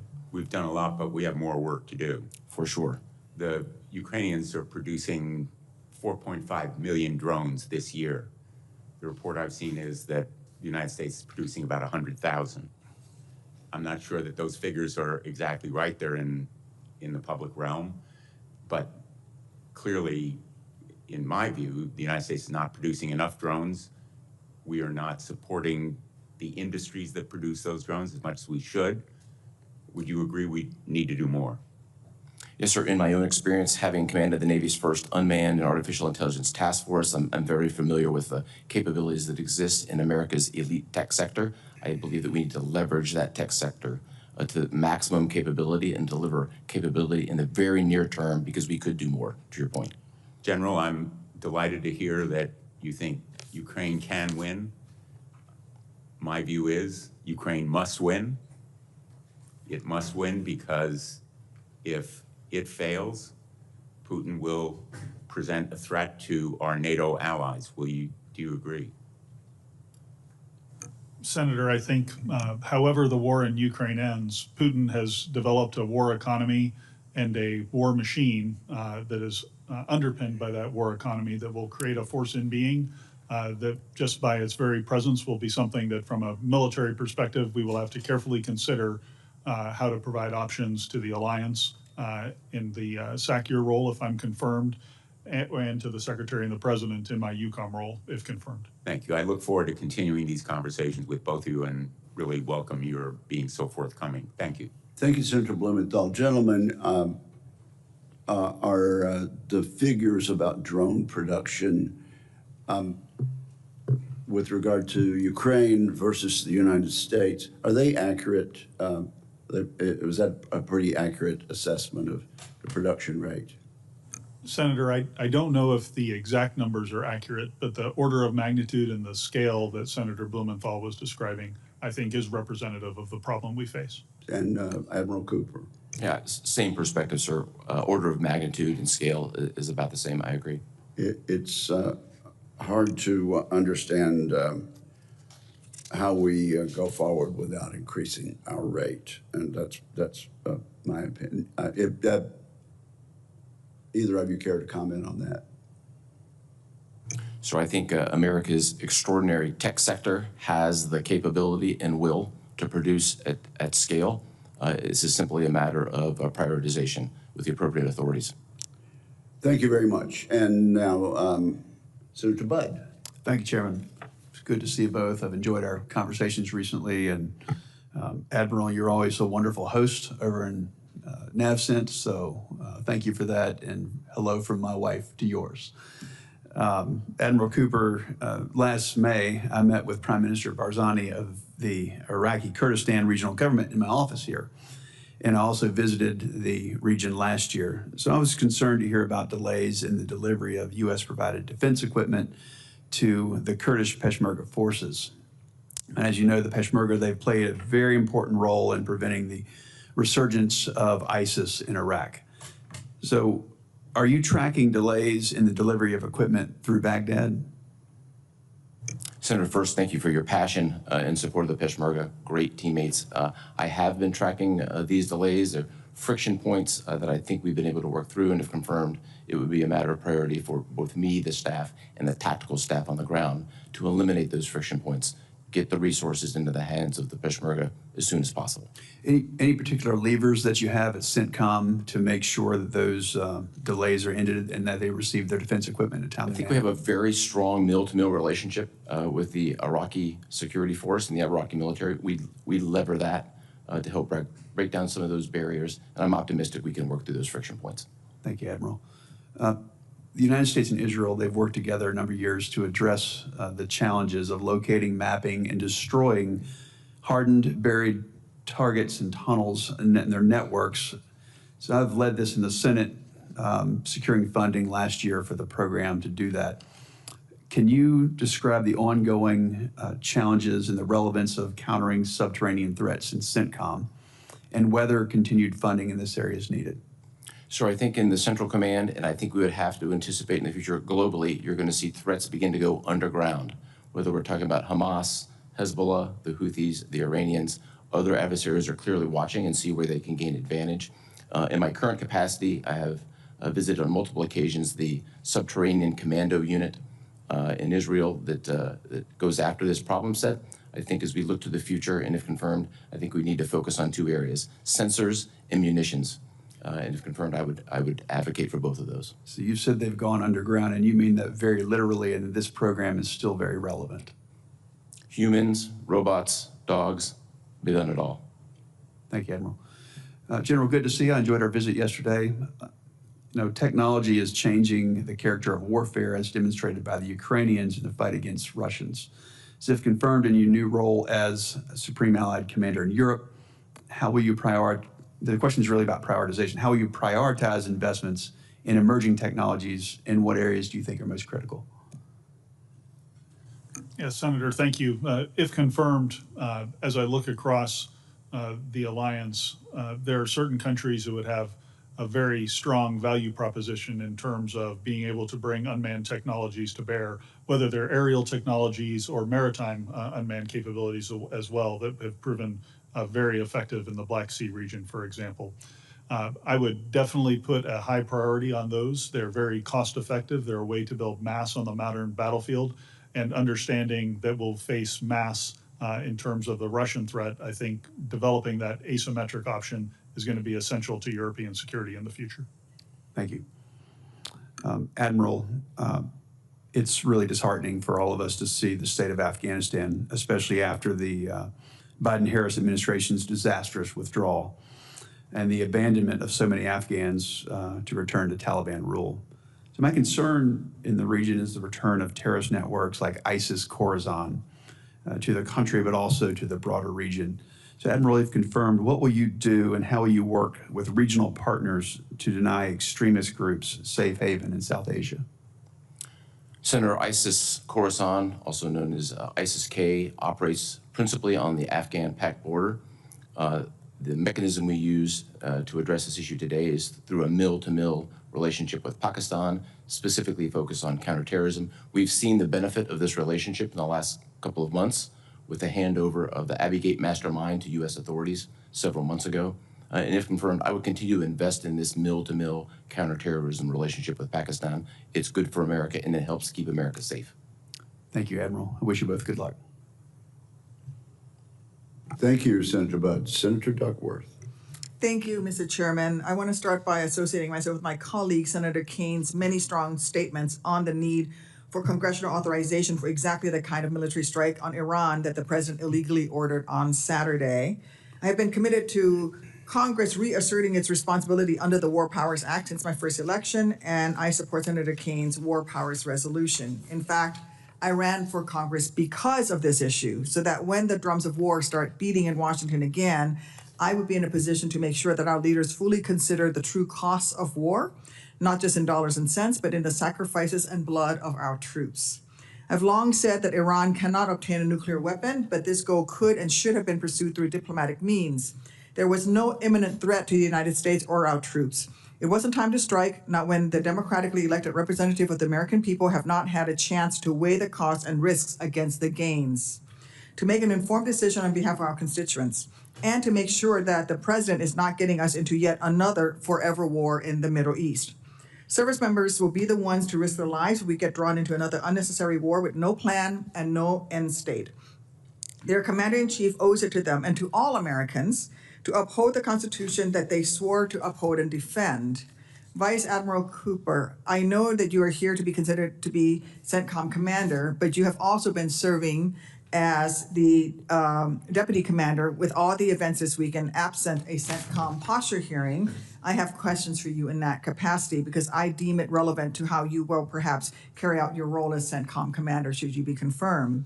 To your knowledge, what did CENTCOM recommend to the White House in terms of congressional declaration of war and consultation prior to the operation? Senator, first, I'm mindful and highly respectful of the role that you, this committee, and the Congress play overall. I think the matter of directions given and orders given are related to policy and best addressed by the Office of the Secretary of Defense and the White House. Our role from a military perspective, as it has always been, and if confirmed, will be, I will adopt the same approach, would be to provide the widest range of options to our decision makers and remain as ready as possible to implement them when ordered. All that is true, but you didn't answer my question. My question was, to your knowledge, what did CENTCOM recommend to the White House in terms of congressional declaration of war and consultation prior to the operation? What was your recommendation? I didn't ask you what they ordered you to do. I asked you what was your recommendation. Yeah, Senator, in my current capacity, I'm very familiar with all the operations associated with these last couple of weeks. I think those conversations are best conducted in a classified environment. Okay, let's do that then. I look forward to hearing from you in a classified environment. What's the end game that is currently being sought, and how will you know at CENTCOM if that has been achieved? Senator, we've maintained, first and foremost, a focus on protecting our men and women in uniform for their safety. That is our priority today. We maintain a readiness for a wide range of contingencies as expected, and our role, and my role specifically, if confirmed, would be to provide my best military advice to support the policies as they would be given to us in the future. So you're saying you don't have an opinion on what the end game would be, or what the mission accomplished, what the benchmark would be, and you can't tell us that? We're just going to bomb a foreign nation and not know what the end goal is or the off-ramp is? Of course, those end states and goals are obviously always driven by policy, and the United States military will stand by to implement the policy direction as ordered. Well, I was alarmed by the president's reckless statements on Sunday that suggested he might order our military to pursue regime change as the end game in Iran. Like many who served and sacrificed in Iraq, I am sick with anger and dread at the thought that in 2025, the president of the United States is talking of toppling another government in the Middle East, drawing Americans into a destabilizing military action in a volatile region, and owing the chaos that follows, perhaps for decades to come. Vice Admiral Cooper, will you commit that if confirmed as the commander of CENTCOM and tensions with Iran continue, you will provide recommendations to give Iran an off-ramp from further military action without seeking regime change in Iran as an option? Not necessarily the White House would decide what they would decide, but will you provide that as one of the options? I would provide my best military advice based on the policy direction given to us, Senator. With current uncertainty leading many American citizens in the region to fear being caught in the crosshairs, I am concerned about whether we're doing enough to support Americans who may want to evacuate. Admiral Cooper, can you speak to the ways that CENTCOM may help facilitate a safe and smooth evacuation of American citizens from a dangerous region if required? Senator, CENTCOM is always postured to support the diplomatically ordered evacuations of a variety of forms. We've seen recently an authorized departure from Bahrain. We've seen authorized departure out of Israel. We've seen separate diplomatic departures from Baghdad. But in general, we're always postured to support diplomatic and policy-led direction for evacuations. I think that will give Americans in the region comfort to hear that. Thank you. Yes, ma'am. Mr. Chairman? Yes, Senator Schmidt. Thank you, Mr. Chairman. I will say, though, that I'm actually kind of taken aback. The hypocrisy and cognitive dissonance I've heard from the other side of the aisle in this hearing is stunning, even by Washington standards. Let's pick apart a couple of these arguments. First of all, President Trump avoided, much to the chagrin of many who wanted more entanglements in the Middle East, a very surgical and strategic strike that was in the core interests of the United States of America, period. The regime change that he was talking about was from the inside. If that's going to happen, that's going to happen. But the Democrat Party effectively at this point is the pro-war party. There's no diplomacy. It's just about pick your theater. That's where they want to go. The whole idea that Iran was even in this position is because Obama sent them truckloads, or I should say pallets of cash, and Joe Biden looked the other way. And then they were able to arm and fund the Houthis and Hamas and Hezbollah, a problem that then had to be dealt with by Israel. And so this sort of looking the other way now and using language like not being tied up in a forever war, listening to my Democratic colleagues, that's where we'd be right now in Europe and in Ukraine. They want the immediate admission of Ukraine into NATO and the United States to directly engage. Thank God we have a president that will engage in diplomacy and understand, by the way, the inconsistency that I hear from the other side of the aisle. On one hand, Ukraine's going to win. But on the other hand, Putin is on the verge of steamrolling through Europe. It's nonsense. It doesn't make any sense. But the fact is, the Democrats are criticizing President Trump right now, who achieved something that if you would have been sitting here 2 years ago and looked at a map of the Middle East, would have been impossible to think of. He used the bunker-busting bombs, by the way, flown out of those B-2s from Missouri. They were in the air for 30 hours and refueled. Through subterfuge and exquisite execution, dropped those bunker busters on something the size of the desk that you're at, General. And they completed that mission. And the president acted under his core Article 2 powers. Spare me the next constitutional crisis. Every week, by the way, it's some ridiculously fake new constitutional crisis. Obama used that same authority to drop thousands of bombs. We didn't hear a word. The only thing that binds the Democrat Party right now is that they are anti-Trump. They stand for nothing, nothing else. An incoherent, wandering foreign policy, a domestic agenda that has been adopted by the radical left. That's it. And by the way, I also want to point out that through every conferee that's come through this committee and others, the question has been asked, will you abide by the law? We are literally now less than 12 hours after a district court judge approved by this Senate, when the Democrats were in charge, and a lame duck president who is now defying the Supreme Court, a district court judge who is now defying the Supreme Court, who said you have to deport these 7 criminals who raped grandmas and people with disabilities. So, like, let's have a bit of a reality check about what's going on in this country right now. Maybe we could actually celebrate a president who executed something in the core national interest of the United States and then got on the phone and got 2 parties together who've been at war for effectively generations. So it's just, there are certain moments that you feel like you're outside of your own body watching something that's so inconsistent just to score some sort of daily political point. Now, should we have a conversation about Article 1 powers versus Article 2 powers? Absolutely, but the president was clearly within his Article 2 powers to do this. So I do want to ask, with the limited time I suppose that I have left, General, NATO, the president is heading to the NATO summit. Our European allies for a very long time now, generations, have abused the generosity of the United States of America because we're subsidizing their social welfare programs in Europe. There's going to be a commitment to 5%. I guess I'd like to hear from each one of you how you'll use your role, that they'll actually do that. And I don't mean for pensions, I mean for munitions. And 5% of your GDP declarations, they don't win wars. Bullets do, missiles do.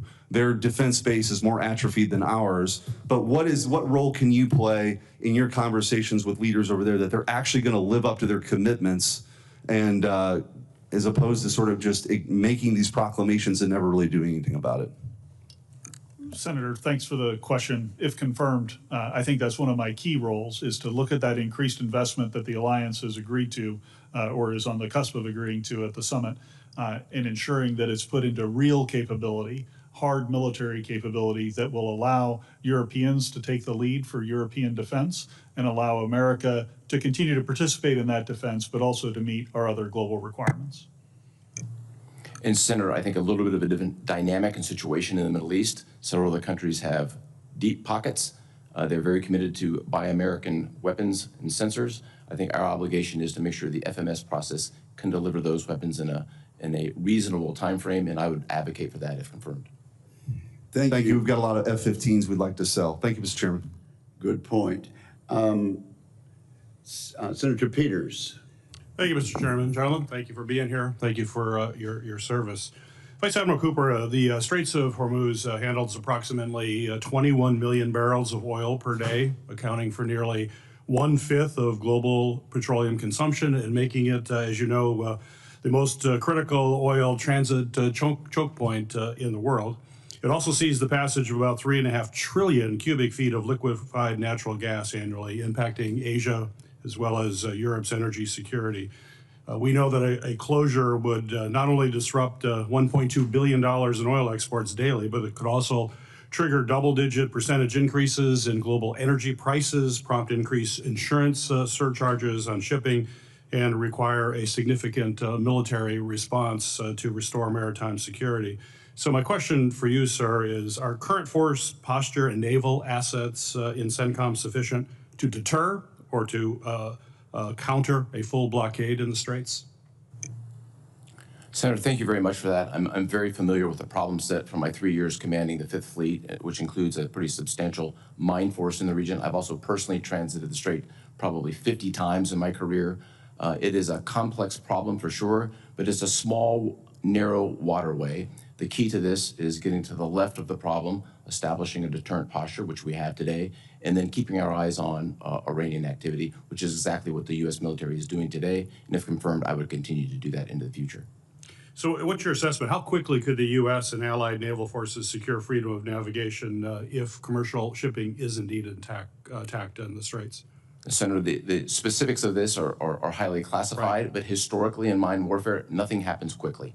I think we would think of this in terms of weeks and months, not days. What additional risks does a potential closure pose to our service members and logistics operations in the Gulf region in addition to the oil cutoff that I mentioned? As one of the three strategic choke points in the Middle East, along with the Bab el-Mandeb and the Suez, there would be significant impact strategically. Vice Admiral Cooper, even before the U.S. attacks on its nuclear facilities, it was reported that China has been indirectly supporting Houthi rebels by purchasing large quantities of Iranian oil. These purchases bolsters Iran's economy and enable the supply and funding of Houthis with weapons and resources. Additionally, Chinese companies have been implicated in providing dual-use technologies such as satellite imagery, missile and drone components to the Houthis, and in return, Chinese vessels have been allowed safe passage through the Red Sea.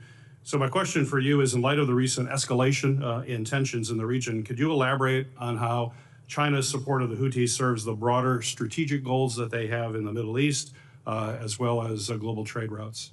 Yes, Senator, I completely agree with your characterization of the Chinese involvement. And if confirmed, it would be a priority of mine to call out the things that the Chinese are doing and the things that they're not doing. Here's what they're doing as an example, in addition to those that you provided. They're providing sensors and components to the Iranians, who ship them to the Houthis, who organize them and arrange them to shoot at Americans. I think that's unacceptable. I think we have to talk about that. Here's what they're not doing. They've had a 10 years period of 3 ships in the Gulf of Aden. They're there for counter-piracy, but they haven't caught a single pirate. They've turned a complete blind eye to the years of flow of weapons into the Houthis that have ended up getting shot at Americans. I think that's unacceptable, and I think we have to call that out. Very good. Vice Admiral Cooper, our committee received testimony earlier this year from the 494th Fighter Squadron leadership about the important role that the F-15 Eagle has been playing in the Middle East. During the April attack on Israel, the Air Force described the F-15E operations as, quote, the largest air-to-air enemy engagement in over 50 years. It's been reported that coalition forces in Israel destroyed nearly 99% of all inbound weapons and drones coming in from Iran. And as you know, the brand new F-15EX is an even more capable aircraft. The brand new aircraft is building on a larger payload, range, and speed, in addition to next generation capabilities to increase lethality.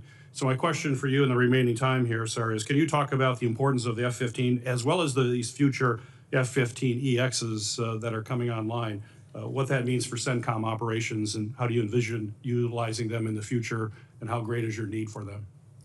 Senator, the F-15 is deployed to the Central Command region today. They're doing indispensable work, and my expectation is the next version of the F-15 would just up the ante and up the game and enhance this capability. I'm looking forward to the future. Great. Thank you. Thank you, Mr. Chairman. Thank you, Senator Peters. Senator Sheehy. Thank you, Chairman. So COCOM commanders don't really own equipment. They rent it from the services. What's your concern right now, I'll start with you, Admiral, regarding our magazine depth to be able to support sustained operations in CENTCOM?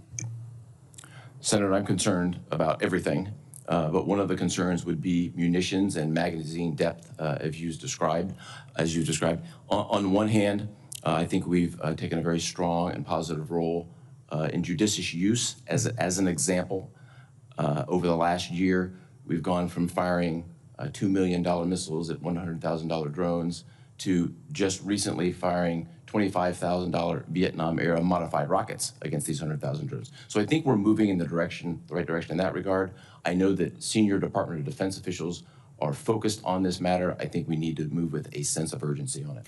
And how do we close that feedback loop between the war fighters, who ultimately are represented by you, You're controlling the warfighters in their AOR. How do we close the acquisition feedback loop to ensure that as you are fighting ships in the Red Sea, as you're dropping bombs on Iran or elsewhere, those magazine depth needs and munitions requirements those demand signals are being real-time relayed back to the industrial base and to the acquisition command so that there's not a 1 to 5 year lag between you getting what you need. It happens much faster. What can we do institutionally to improve that process? Senator, I think there are a number of measures. One of them is the chairman's own proposal on the Forge Act or related proposals that simply cut the red tape and provide the leverage for us to take America's tech sector, who produces exquisite sensors and weapons, and cut the timelines to get it from the tech sector into the hands of warfighters. Anything associated with that policy or statute-wise would be helpful. Well, I think one of the keys is to involve the combatant commanders in that process, because ultimately you're the ones being asked to fight these systems. And we've always divorced the design, the acquisition, the program management, and the fighting of the systems into many different silos. And in that siloing, we lose oftentimes the grounding of what makes those systems excellent, which is grounding it with the warfighter. So as you are on the precipice of taking over our most active combatant command, it's been so for 25 years. General Carrillo was my boss when I fought the war. He was a great man, great American leader. I'd encourage you to try to make that vocal change. I know that as a uniformed officer, you have to salute and move out, but at the same time, you can be an agent for change and help us as we try to fix this process, because it's going to take uniformed leaders and elected leaders working together to make sure that we finally bridge this gap, because it's been a really annoying problem that's been building for decades. So I would encourage you to try to make that change in uniform, ensure that your COCOM demand signals make it back into the acquisition pipeline quickly so that they're reacted to. What percentage right now of U.S. naval assets does CENTCOM have at its disposal for the current conflicts? Yes, sir. Less than 10% as a general rule sitting in the theater today, depending on what specialty that we're talking about. And obviously a little bit different from a aircraft carrier perspective, right. As is known, 2 carriers in the region. But we're concluding, basically a year and a half, that the longest period of sustained naval combat we've seen since Leyte Gulf. And relatively, your allocation of naval resources, I would argue, is probably not where it should be. But that's for me to say, not to you to say.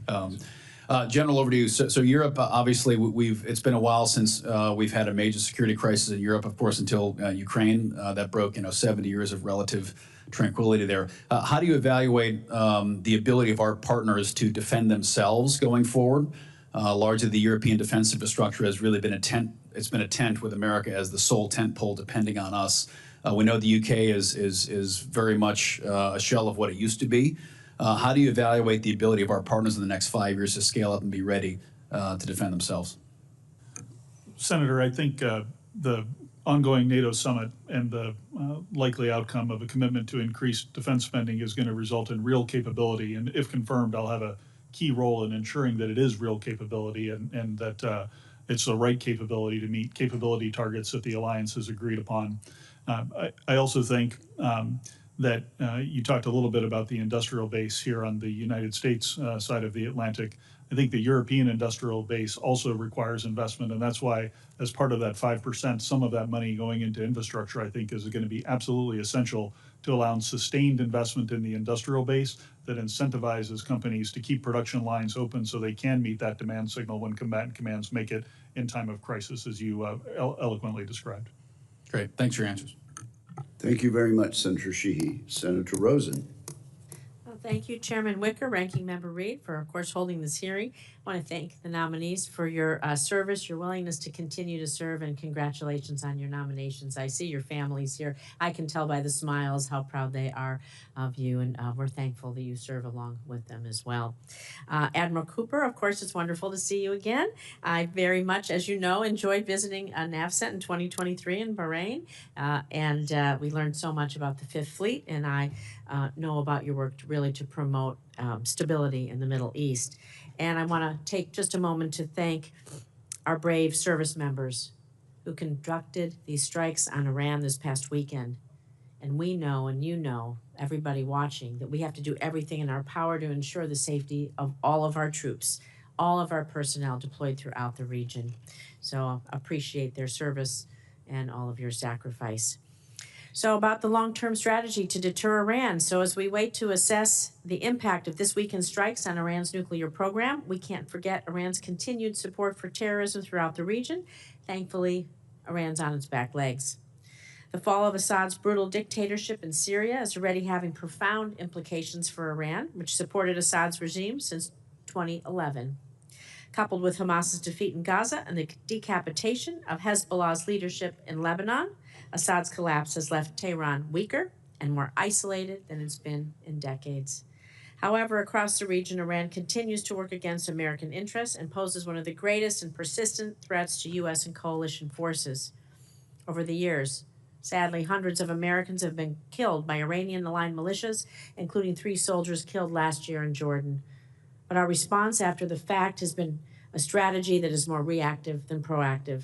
So, Admiral, can you discuss the specific threats Iranian-backed militias pose to the U.S. coalition forces, and what will you advocate that we do, if confirmed, to proactively counter or target them? And does CENTCOM have the necessary authorities to target these militias, other than the ability to act in self-defense? It's so critical. Senator, first, great to see you again, and fond memories from the trip to Bahrain several years ago.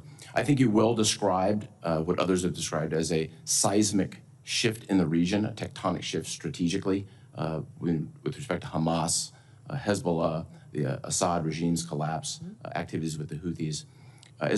If we reflect on about the last 20 months, I think it's important to remember the Iranian-aligned militia group and the Houthis have attacked Americans about 500 times. I don't think that's particularly well understood, but that's about the number. And so in this ensuing period, we have implemented dozens of specific measures to enhance the security of our men and women at sea and on bases throughout the region. It is our #1 priority today, and if confirmed, it would continue to be my #1 priority, protecting our men and women. And can you advise how we work to stop that flow of Iranian weapons to the proxies throughout the Middle East, to stop these? We work with partners each and every day, a variety of partners, whether it's in Syria with the SDF, with our Iraqi friends, with friends at sea, because the flow goes in the air, on the sea, and on land. Thank you. I want to move over to you now, General, and talk about China's lessons from Ukraine, because China has been identified as a pacing challenge for the Department of Defense across both the Trump and the Biden administrations. As former CIA Director Burns said, and I'm going to quote here, "No one is watching U.S. support for Ukraine more closely than Chinese leaders." And that abandoning Ukraine would be, I'm going to quote again, "one of the surest ways to rekindle Chinese perceptions of American fecklessness and stoke Chinese aggressiveness." So, General, what message does it send to China if the U.S. ceases to support Ukraine? And what lessons is Chairman Xi likely to take from the conflict if the Russians are able to achieve their objectives? Senator, the president's been very clear on his objectives in Ukraine are to achieve an end to the war and a ceasefire. And if confirmed, my responsibility will to provide him a wide range of options in order to achieve that objective.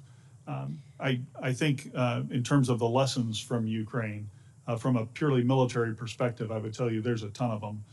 We're at a pivot in the character of war, the use of drone technology, whether it's one-way attack drones that Iran has supplied to the Russians that have been used against Ukrainian cities, whether it's North Korean support in ballistic missiles and troops. All of those lessons are absolutely pertinent to a conflict on Taiwan, and I think we are learning just as much as the Chinese are from our current partnership with Ukraine. Well, I'm going to take this question for off the record because my time is up, but I'm just going to let you hear it here. How do you think a rapid end to the war in Ukraine in Russia's favor will affect the United States standing around the world? And I'm glad to take that off the record, unless the chairman rules otherwise. Thank you. Thank you very much. Senator Sheehy, do you wish to engage in a second round of questioning? I want to thank our witnesses and thank members of the committee for the information of members. Questions for the record will be due to the committee by 6 p.m. today. And with that, and with the thanks of the committee To our witnesses, we are adjourned.